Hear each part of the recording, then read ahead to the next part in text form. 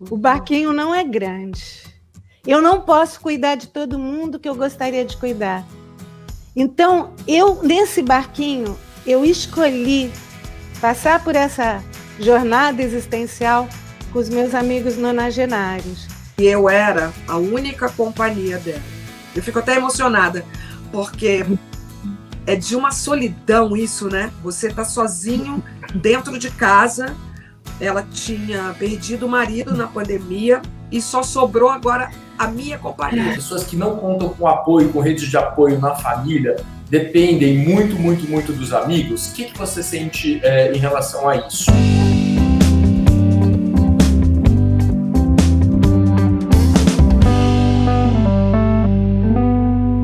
Olá pessoal, eu sou o Jairo Bauer e esse é o Conexão Viva Bem, o programa do UOL que vai tirar suas dúvidas sobre saúde, corpo e mente. A cada dia um tema diferente, com convidados muito especiais. E hoje a gente tem a honra de receber aqui no nosso estúdio virtual a apresentadora e jornalista Astrid Fontenelle. Oi, Astrid! E a antropóloga e escritora Miriam Goldenberg. Olá, Miriam, tudo bem? Oi, Jairo. Oi, Astrid. Oi, Miriam, quanto tempo? Há muito tempo mesmo. Pois é, essa turma está aqui hoje reunida para falar sobre redes de apoio. Será que à medida que a gente fica mais velho, que a idade avança, né, os laços de amizade, as redes de apoio se tornam ainda mais importantes? E eu começo perguntando para Astrid. Astrid, você é uma pessoa de muitos amigos, sempre foi assim? Como que isso funciona para você? Jairo, pode parecer que eu sou uma pessoa de muitos amigos. Eu tenho muitos conhecidos, muitos colegas. Se eu for a uma festa, um evento social, eu vou conhecer muita gente lá dentro. Mas amigo, o que frequenta a minha casa, o que a gente faz almoço, jantar, festa de Natal, eu tenho uma festa famosa que é o Natal dos Amigos. São poucos, são pouquíssimos, assim, tipo...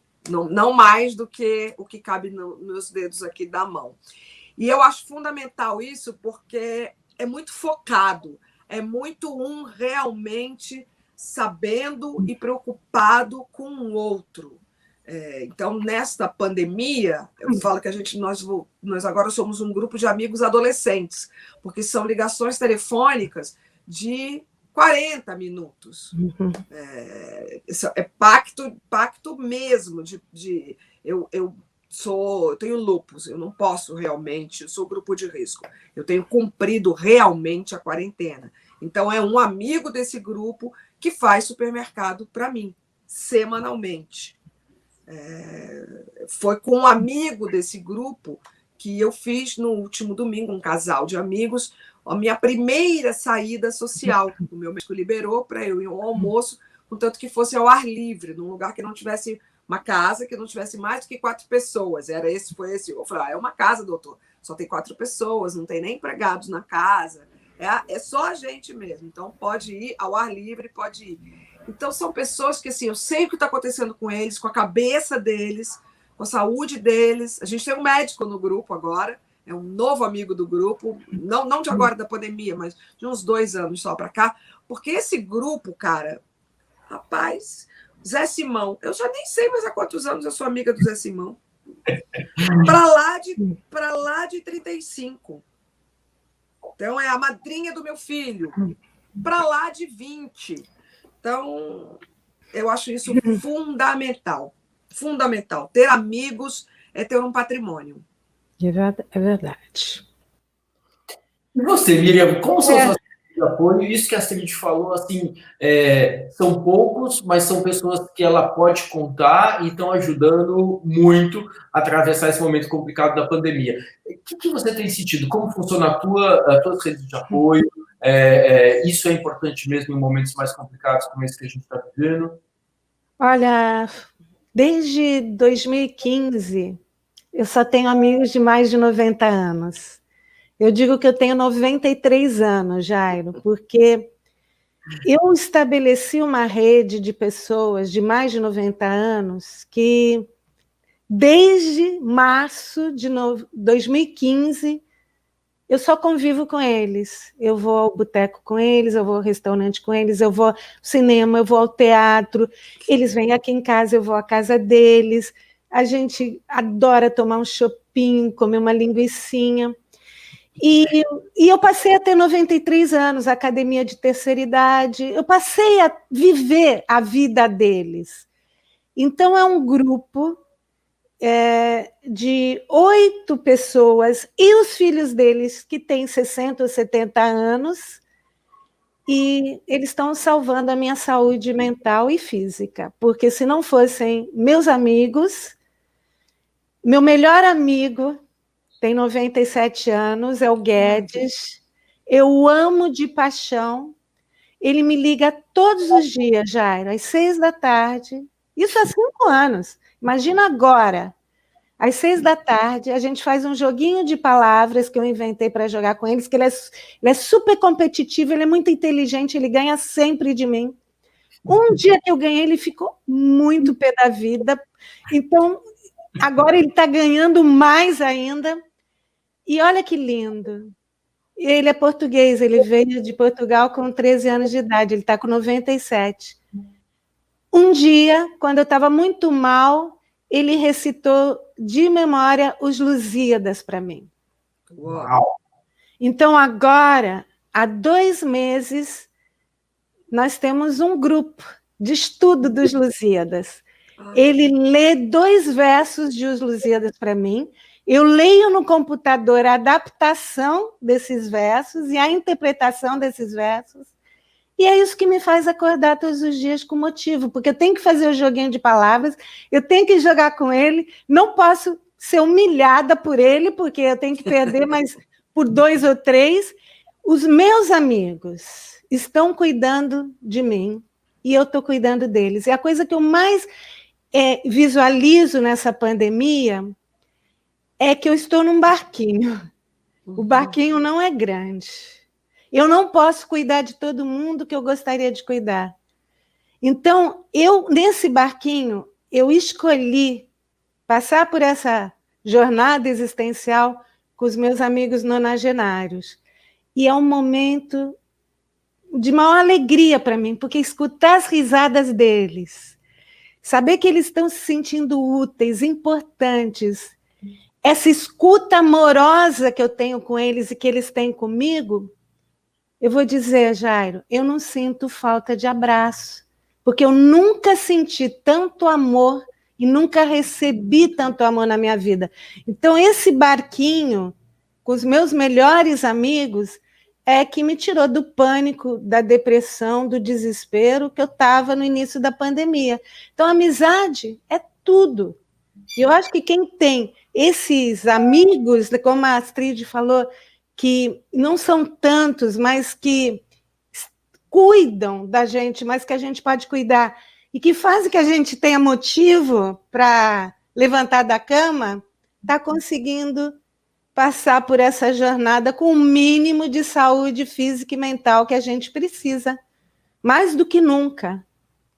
E no teu caso, dessas pessoas bem mais velhas, eles, acho que foi ontem, eu li alguma coisa até no UOL, eles estão passando com maior serenidade, apesar de serem grupo de risco, a gente fica tanto falando, tem que cuidar dos mais velhos, tem que cuidar os mais velhos são os velhos.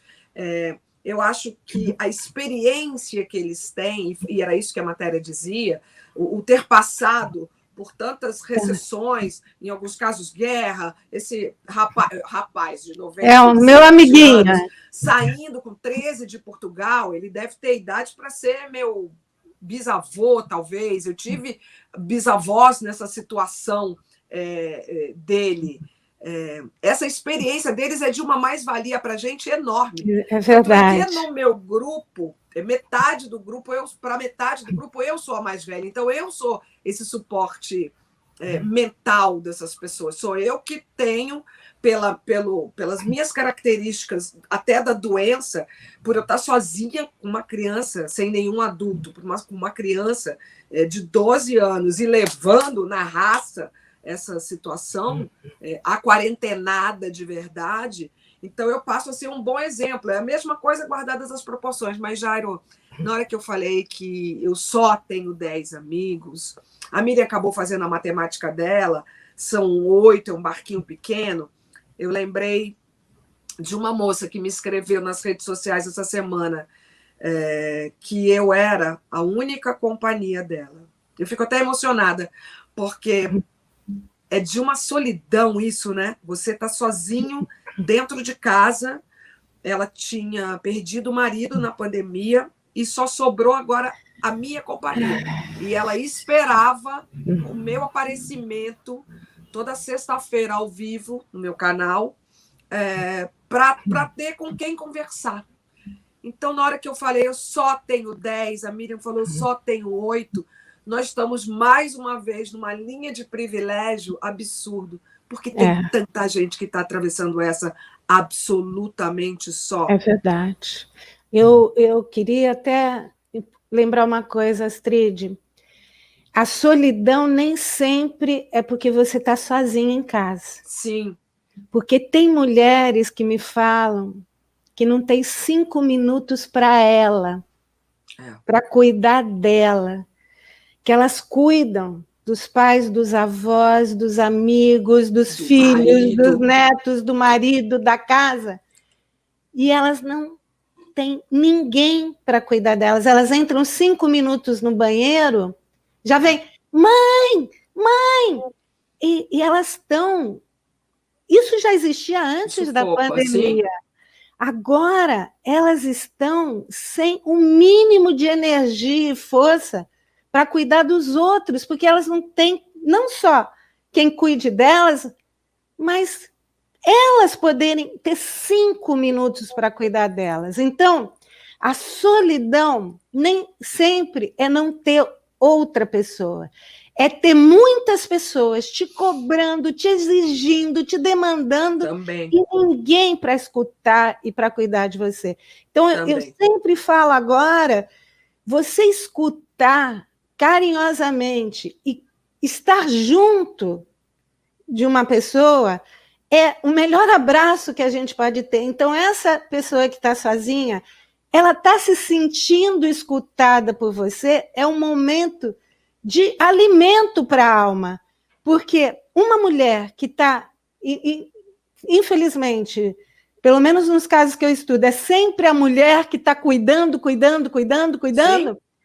Ela não tem alimento, ela só é sugada, vampirizada às vezes. Então, alimentar a alma, às vezes, uma coisa simples, é escutar alguém.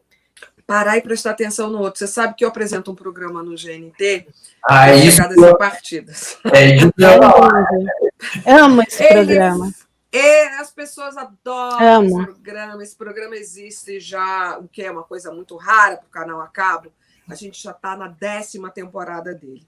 E essa última temporada foi gravada ano passado, agosto, dezembro do ano passado. E quando a gente colocou ela no ar esse ano, ela fez um sucesso muito maior do que ela vinha fazendo.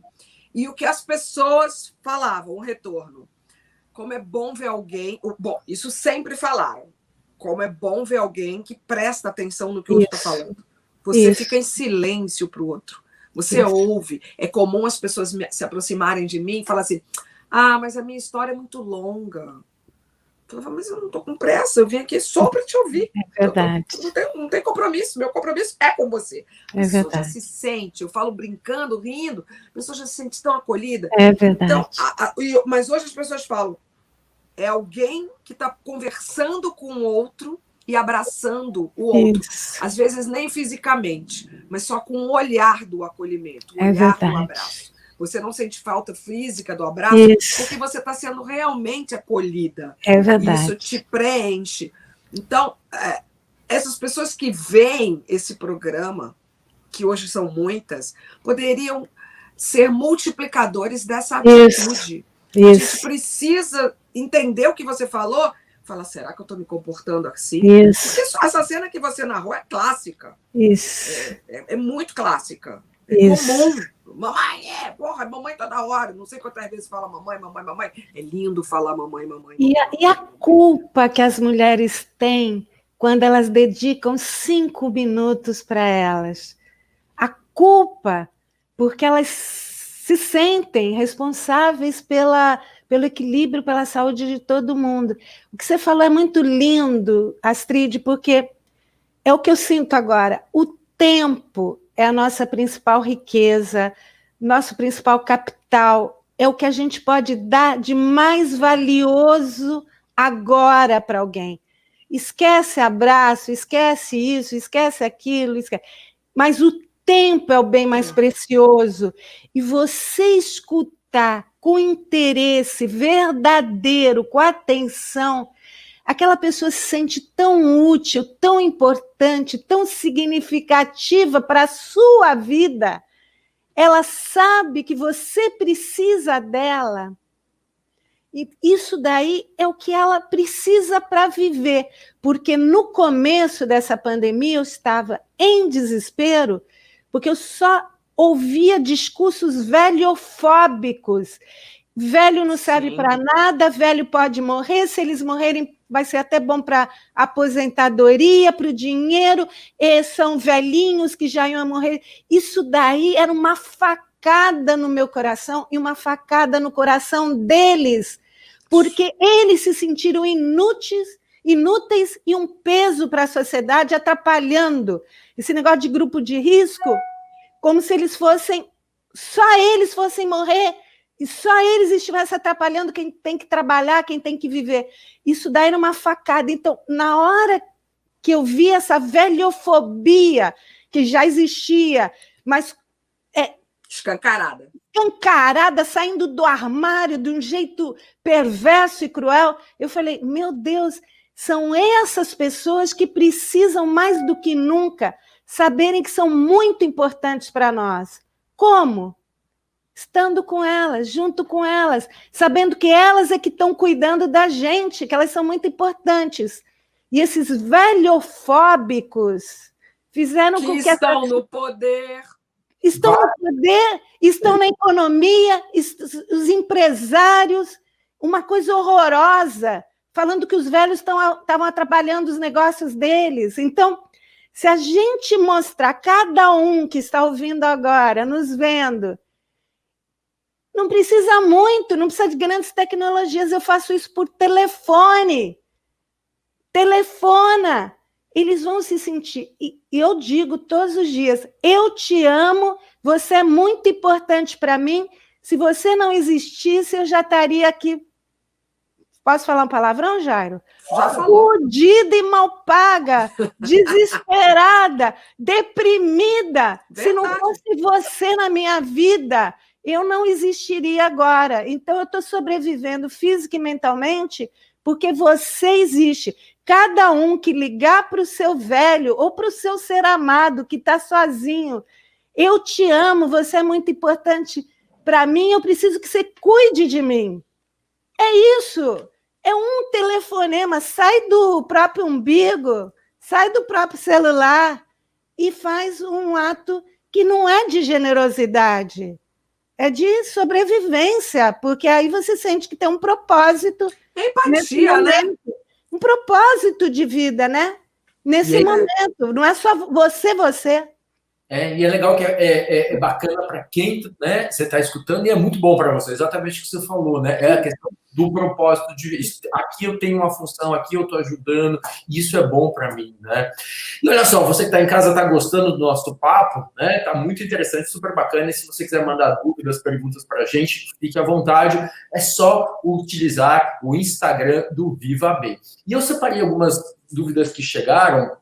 E a gente tem uma aqui que diz o seguinte: Astrid, na tua experiência no programa Chegadas e Partidas do GNT, aliás, Astrid, eu preciso te contar que às vezes eu choro só de ver o curtinho lá no Instagram, sabe? Aquele momentinho.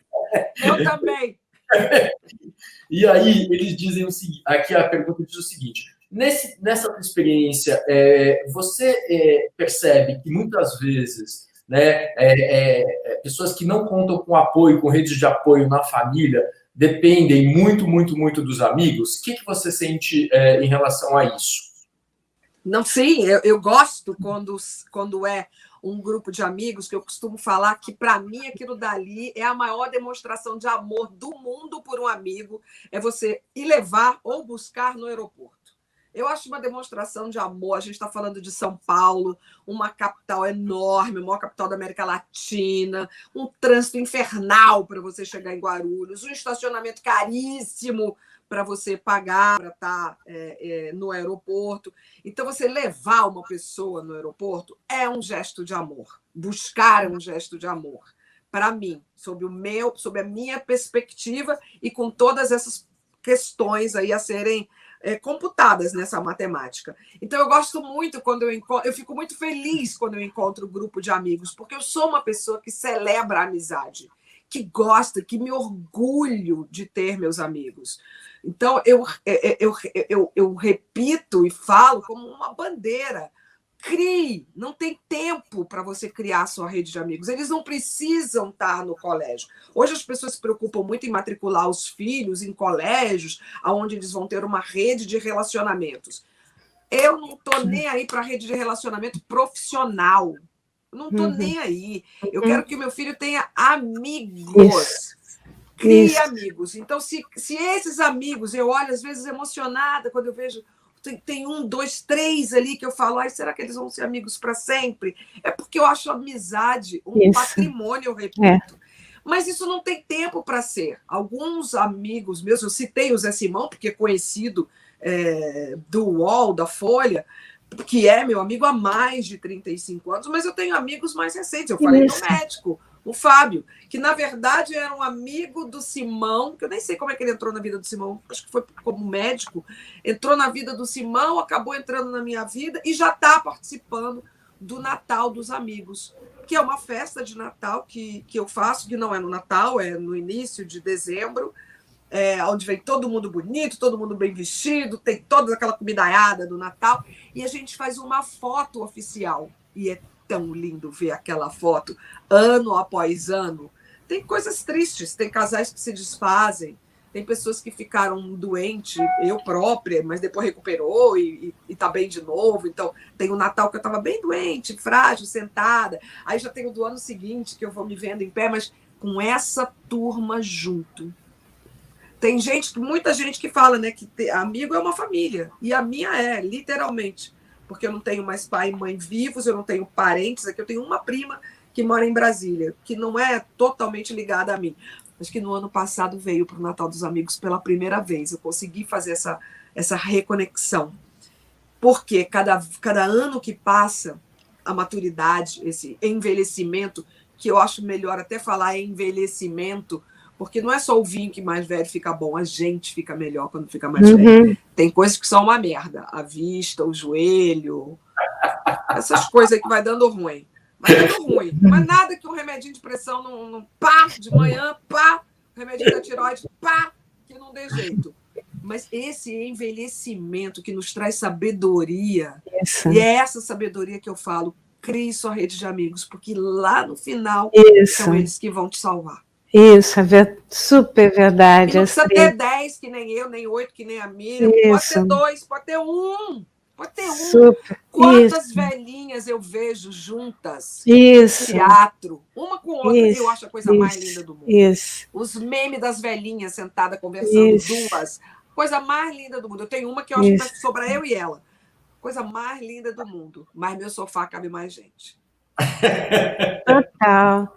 Verdade, tão lindo isso, porque quando eu pergunto para as mulheres, né, sobre envelhecimento, porque as mulheres brasileiras têm tanto medo e pânico de envelhecer em função da aparência, das perdas, elas dizem para mim, Astrid, é o melhor momento da minha vida, nunca fui tão livre, nunca fui tão feliz.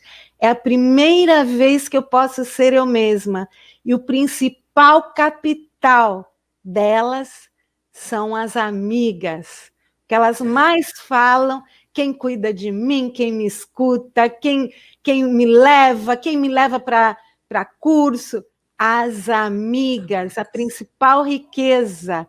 Isso é muito lindo, porque os homens, contrário, eles não falam tanto dos amigos. Com o envelhecimento, eles também ganham coisas. E eles falam mais da família, da esposa. Interessante. Com uma emoção, minha esposa, pode ser a segunda ou a terceira, minha esposa, meus filhos, meus netos, eles voltam para o mundo do lar, que é um mundo que eles nunca puderam curtir, né? Estavam trabalhando, e curtem isso. Tanto é que nessa pandemia eu estou descobrindo tantos homens de 60, 70 que estão cozinhando pela primeira vez na vida, queimaram o arroz, queimaram o feijão e agora estão curtindo cozinhar. Então, o envelhecimento, como você falou, é um momento de muitos ganhos, de perdas também, vamos deixá-las de lado, mas de ganhos, porque as mulheres ganham liberdade de serem elas mesmas e amizade, e amam as amigas, e os homens também ganham o mundo do afeto, o mundo do lar, o mundo da casa que eles não puderam curtir. Então, tem coisas ruins, mas já muita gente falou. Vamos Na falar balança, das coisas, vamos falar das conquistas. E liberdade, amizade, afeto são coisas que a gente pode curtir muito, muito mais quando a gente envelhece. Isso é muito legal. Astrid, eu fiquei com uma curiosidade em relação a você. Você falou que você tem esse grupo de poucos amigos, né? Que vocês se encontram com frequência, pré-pandemia, ou se falam, né, com alguma frequência durante esse período de pandemia. Vamos supor que vocês, por algum motivo, tenham um desentendimento, role uma briguinha, que é normal também, né, nos nossos contatos sociais, né? Como você cultiva essas relações? Você é do tipo que vai atrás, você tenta reverter uma situação que deu ruim, ou você fica esperando, às vezes você fica magoado, ofendida, fica esperando a pessoa chegar. Como que você cultiva essas suas interações sociais com essas pessoas que são tão importantes e tão próximas? eu nunca briguei com os meus amigos, Jairo. Caramba. Eles foram criados com tão boa semente, com tão solo fértil, que eu nunca briguei com nenhum dos meus amigos. Nunca. Nunca. Nunca. Não, nunca, não. Acontecem algumas, e eu sou a pessoa que fala, pô, não sei o quê, parará, vai lá. Mas também é muito pouco. Tipo, estou lembrando de uma, assim, muito, muito pontual. Existe, no entanto, nesse momento, essa pessoa está um pouquinho chata. Então, deixa ela ali. Não precisa ter festa todo final de semana, gente. Não é assim também. São festas pontuais. Não é encontro com todo mundo ao mesmo tempo. É mais com um. Você, dentro do grupo, você tem afinidade mais com um, mais com o outro. Tô com saudade, vamos almoçar. Mas brigar nunca. Porque eu acho que brigar não vale a pena. Eu acho que ou você constrói uma amizade, uma relação, qualquer ela que seja, de trabalho, aí vai para tudo, né? Que chega ao ponto da briga, que precisa de uma reaproximação, uma reavaliação da relação. Eu detesto DR. Então, já para não ter a DR, eu construo o negócio direito. Porque nos relacionamentos amorosos, é óbvio que já aconteceram desentendimentos. Mas o desentendimento ao ponto de não vale mais a pena é o ponto final. E ponto final é ponto final. Então vamos tentar com outra pessoa de outra forma. E aí eu sou amiga de todos os meus ex, né? Porque eu não deixei cair nesse lugar que vira uma questão, que vira uma briga. Divergir, discordar, ter opiniões diferentes, nós temos nesse grupo.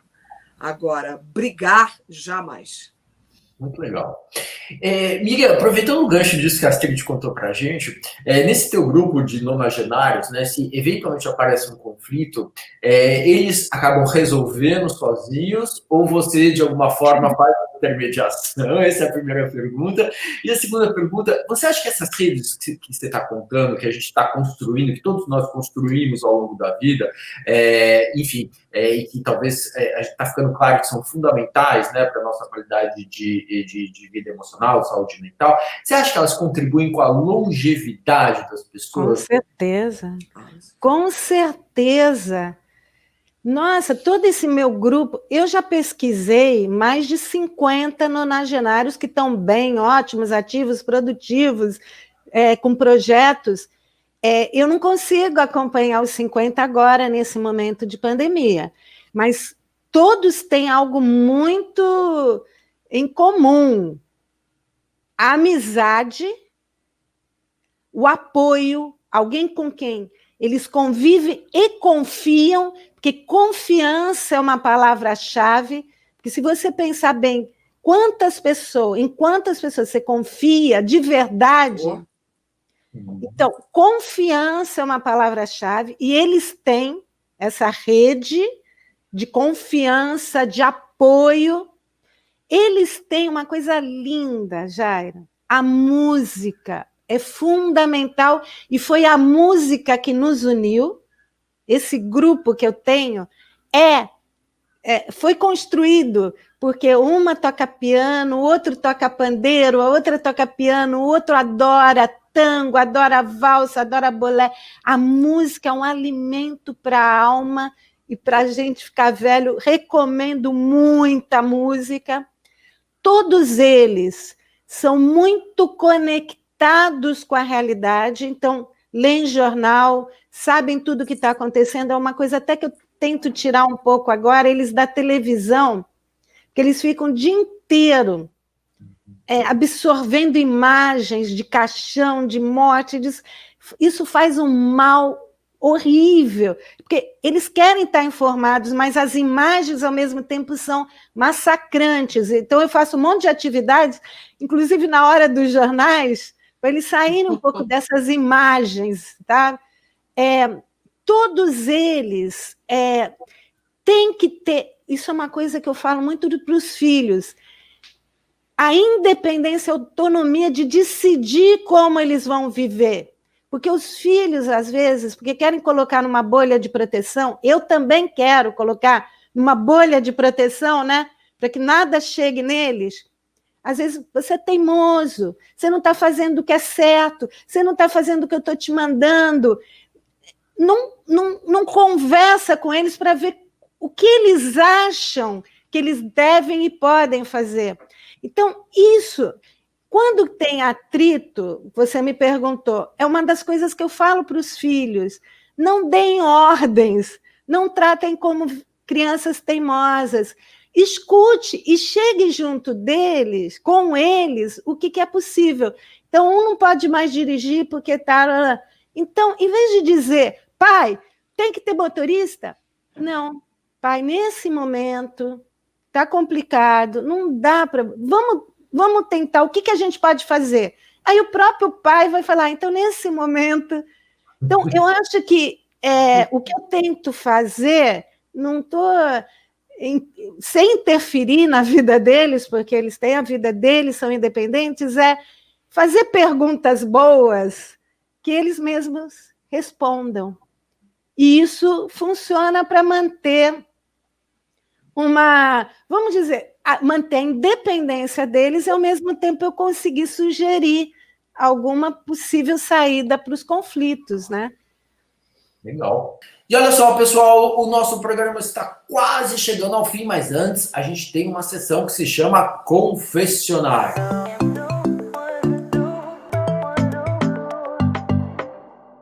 Nessa sessão, Astrid e Miriam vão contar pra gente um pequeno pecado. Sabe aquela dica de saúde que elas estão carecas de recomendar para os amigos, para as pessoas, os nonagenários que a Miriam acompanha, mas que do ponto de vista prático, elas não conseguem executar, ou porque não querem, ou porque não estão afim. Vamos dar uma olhadinha. Ai, Jesus, Jairo, não tem um médico. Eu falo até o oftalmologista fala que eu tenho que fazer exercício físico. E eu falo para todo mundo, eu posto, eu ensino, eu dou dicas, eu falo que quando eu fazia yoga lá no século XX, mas eu não consigo, cara, eu não consigo. Já tentei de todas as formas, com personal, sem personal, com academia maravilhosa. Eu já fui número 1 de academia quando inaugurou no Brasil essas academias grandes, não sei o quê. Eu tinha carteirinha número 1 de uma delas. Aí eu falei, não me dá nada, deixa eu pagar para quando doer no bolso, aí eu vou. Até oftalmologista manda. Porque eu tomo hidroxicloroquina, que está tão na moda, para o caso errado, mas é um medicamento tão severo que os efeitos colaterais são tão graves que um dos efeitos colaterais me faz ir ao oftalmologista fazer exames mais avançados a cada 6 meses. E é ele que eu lembro, a cara dele falando, tá fazendo exercício físico, Astrid? Não, doutor Arnaud, ainda não. Isso já faz, sei lá quantos anos. É uma vida sem fazer exercício físico. Eu vou fazer minha confissão. Eu estava com uma alimentação até março muito regrada, porque eu tive um probleminha de saúde o ano passado. Eu estava com uma alimentação perfeita. Agora, eu estou comendo tudo que eu nunca comi na vida. Linguiça, que eu não comia linguiça a vida inteira. Estou comendo linguiça, pão de queijo.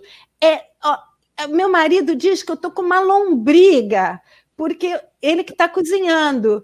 E ele não para de cozinhar para mim, porque o tempo todo eu estou com uma lombriga, não sei o que é, mas eu não estou censurando, nem me reprimindo, porque eu acho que se eu estou pedindo isso, né, eu estou me alimentando a minha alma com meus amigos, e o meu corpo está pedindo linguiça, pão de quê? Tudo que você pode pensar de porcaria, tudo que você pode pensar de porcaria que eu não comia. Eu sempre tive uma alimentação, eu fui macrobiótica, eu era toda certinha. Nessa pandemia baixou alguma coisa, ou entrou uma lombriga que eu tenho que confessar. Olha, Astrid, Miriam, queria agradecer muito, muito, muito a participação de vocês. Foi um papo super legal. Acho que vai ajudar um monte de gente a repensar essas questões das redes de apoio, dos laços de amizade. Muito legal. É super bacana contar com a presença e a contribuição de vocês. E você aí de casa que nos acompanhou, espero que você tenha gostado. E não perca, porque segunda-feira a gente volta falando de corpo. Beijo, Astrid. Beijo, Jairo, meu querido. Muito bom te ver. Carinha ótima, aquela que precisa se aproximar da tela para ver mesmo a carinha ótima. Carinha ótima, os ares de Floripa sempre lhe fazendo muito bem. Beijo, Miriam, muito bom. Beijo, querido. Ver. Beijo, Miriam. Amei vocês, amei nossa conversa. Fiquem bem e até muito breve. É isso aí. Qual?